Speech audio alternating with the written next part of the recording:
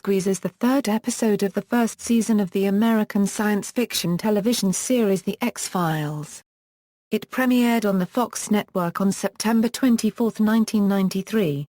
Squeeze was written by Glen Morgan and James Wong and directed by Harry Longstreet, with Michael Katleman directing additional footage.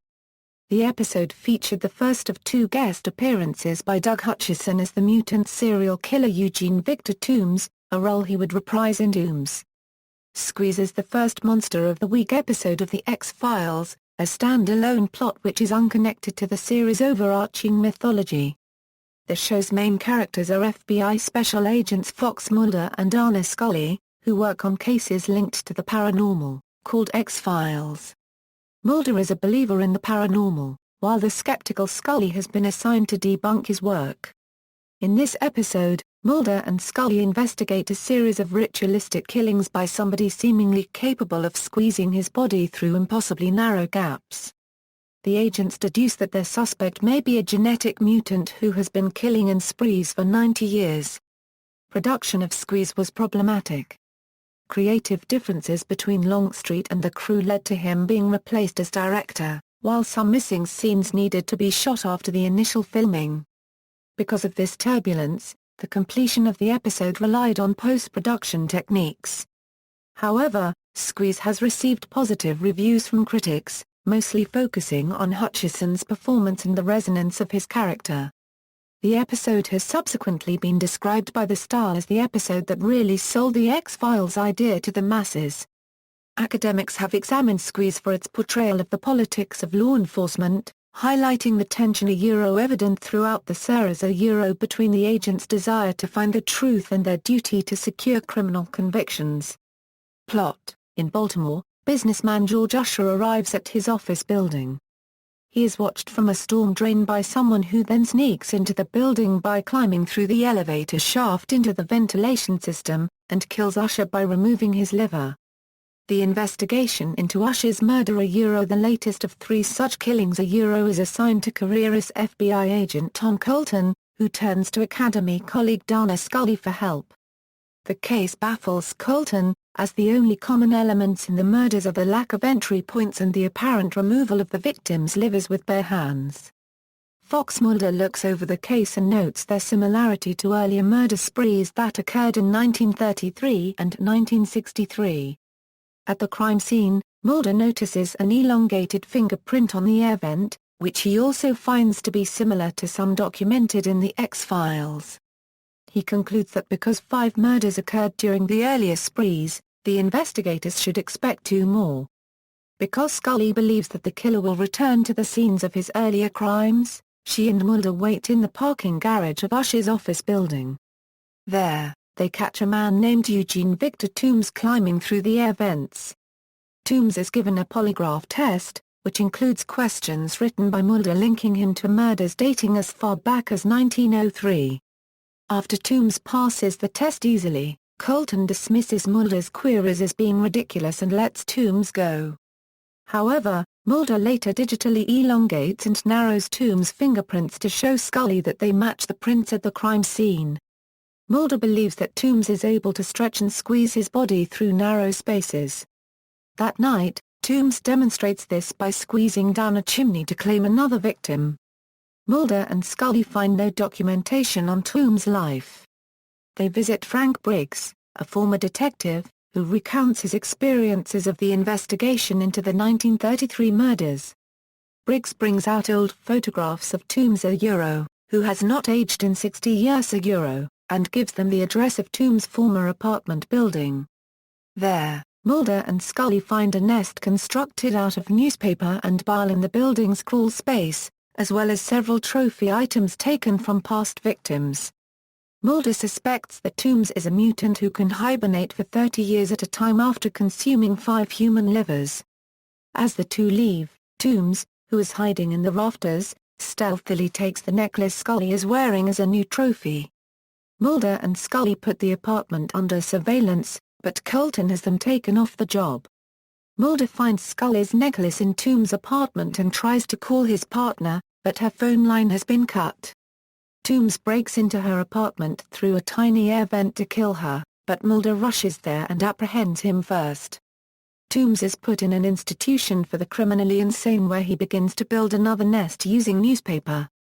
At the institution, Scully informs Mulder that medical tests on Tooms show an abnormal skeletal and muscle system, and a rapidly declining metabolism. When Tooms is given food through a slot in the door, he stares at the thin slot and grins. Production = pre-production = Coming after 2 episodes focused on the series' mythology, or fictional history, Squeeze helped establish that the show could cover other paranormal subjects, and was the first Monster of the Week episode of The X-Files. Series creator Chris Carter thought that the show could not sustain its momentum unless it branched out from the previously UFO-centered plots. Co-writers Glen Morgan and James Wong were inspired to write the episode when they looked at a ventilation shaft outside of their office and thought about whether someone could crawl inside it. Although the episode has parallels with the second Kolchak film, The Night Strangler, which featured a man who commits murders every 21 years, Morgan and Wong have stated they were inspired by the serial killers Jack the Ripper and Richard Ramirez. After eating foie gras during a trip to France, Carter proposed the idea that the villain should consume human livers. Morgan noted that the writers settled on the liver because it was funnier than any other organ. The idea to have Tooms use a nest for hibernation came from Morgan and Wong. They liked that if the agents were unable to catch Tooms, he could return after weeks of dormancy.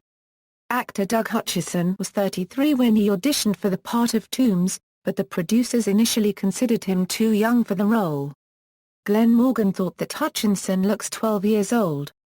However, Hutchison impressed the writers with his ability to suddenly transition into attacking behavior, which convinced them to hire him.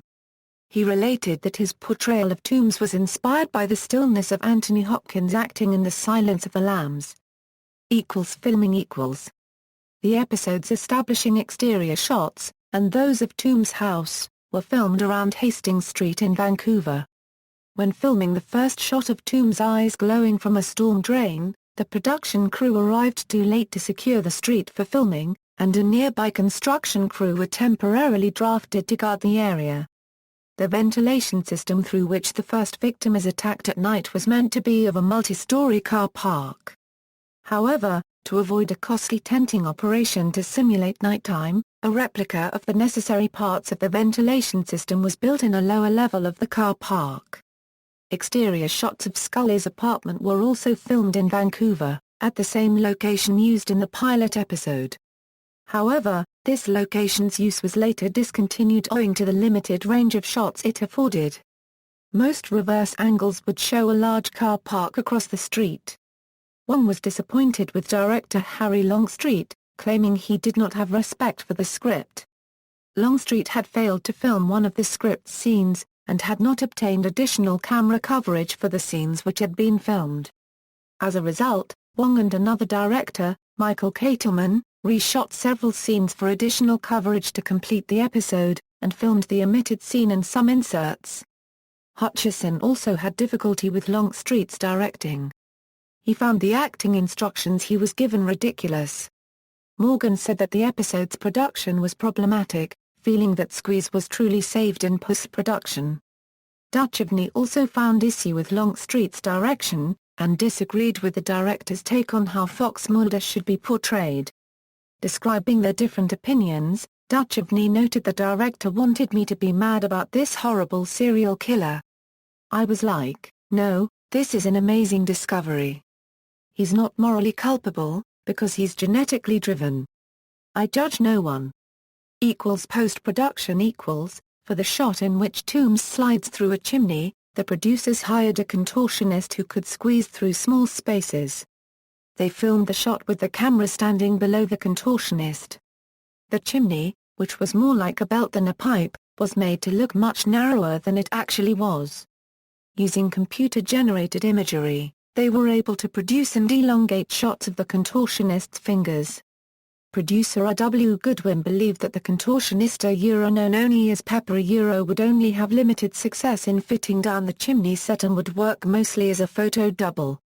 However, he was able to fit entirely inside the chimney. The production crew only needed to add some sound effects of bones snapping and cracking. The scene in which Tooms enters Scully's home was initially filmed in Hutchison's absence. The crew shot his entrance later, using a larger blue screen set. These shots were digitally merged so that Tooms would appear to emerge from a much smaller hatch than was filmed. The effect was kept to a minimum. Hutchison's footage was not squeezed too much, as both Carter and visual effects supervisor Matt Beck have stated their belief that less is more, just a hint of the supernatural is all that is required. Themes: although it did not directly impact the ongoing storyline of The X-Files, Squeeze introduced key thematic elements to the series. Squeeze has been described as the episode where Dana Scully must publicly pick a side.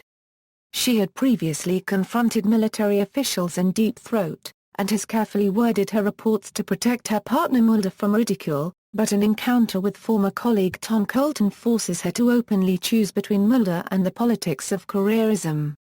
These developments with Colton tether another thread between her career and the rest of the FBI, highlighting a sense of exasperation and derision from her colleagues, whose mindsets represent institutionally acceptable models of reality. This hostility suggests that the series' problems are not epistemological. They are political. The agents, Scully in particular, have to balance a search for the truth with the need to secure criminal convictions in their cases.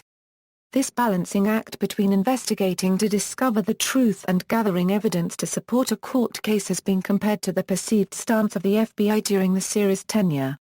The Bureau had at this time seen itself as a law enforcement agency responsible for amassing evidence to prosecute criminal cases.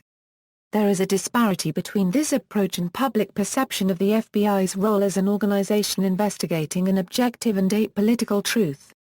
This led to public frustration, because people incorrectly believe that a courtroom is designed to discover the truth. Broadcast and reception. Squeeze premiered on the Fox network on September 24, 1993, and was first broadcast in the United Kingdom on BBC Two on October 3, 1994. The episode's initial broadcast was viewed by approximately 6.8 million households and 11.1 million viewers. Squeeze earned a Nielsen rating of 7.2, with a 13 share, meaning that roughly 7.2% of all television-equipped households, and 13% of households watching television, were tuned into the episode. Glen Morgan was very pleased with Hutchison's performance, describing him as an ace in the hole, and calling his work outstanding. Morgan went on to write Tooms, another first-season episode in which the character returns. The Vince Gilligan-penned second-season episode Softlight would also make reference to the character. Hutchison wrote a prequel to Squeeze titled Dark He Was and Golden-Eyed, and sent it to Carter, but the script was returned unread for legal reasons. Squeeze has been described as the first episode of The X-Files to branch out into horror, which came to be one of the defining genres of The X-Files. The plot of Squeeze was adapted as a novel for young adults in 1996 by Ellen Stierber. The episode also inspired Folding Man, a first-season episode of the television series Sanctuary. In a retrospective of the first season in Entertainment Weekly, Squeeze was rated B+. It was called an important episode, and Hutchison's portrayal of Tooms was described as profoundly creepy.